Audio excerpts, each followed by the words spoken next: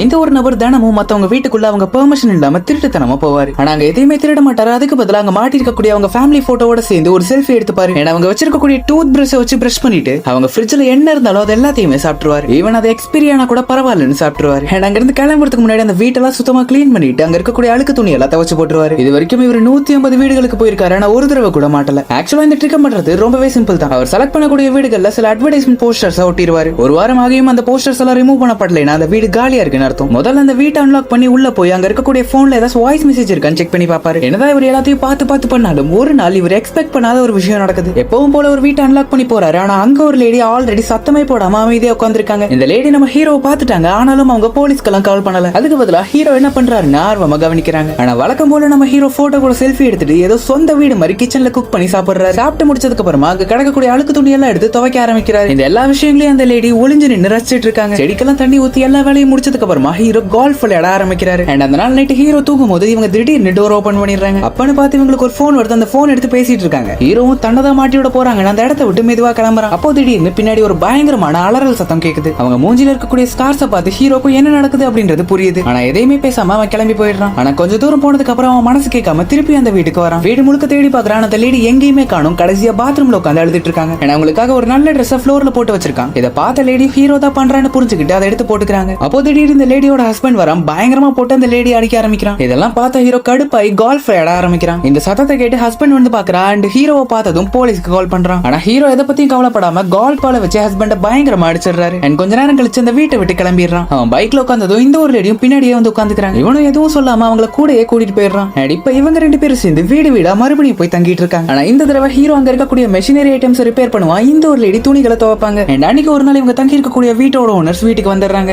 And அவங்க வீடு ரொம்பவே ஸ்ட்ரேஞ்சா இருக்கிறத நோட்டீஸ் பண்றாங்க. அந்த வீட்டோட ஓனர் ஒரு பாக்ஸர் அப்படின்றதுனால பயங்கரமா நம்ம ஹீரோ போட்டு அடிக்கிறான். அண்ட் அப்ப அவங்க வைஃப் தான் நிப்பாட்டுறாங்க. எந்த ஒரு பொருளும் திருட்டு போல. அண்ட் அந்த நாள் நைட்டு ஹீரோவும் ஹீரோயினும் வெறும் நூடுல்ஸ் சாப்பிட்டு வெளியே தான் தங்குறாங்க. அண்ட் அடுத்த நாள் வேற ஒரு வீட்டுக்கு போறாங்க. அவங்களோட துரதிர்ஷ்டம் ஆல்ரெடி அங்க ஒரு ஓல்டு மேன் இறந்து போயிட்டார்.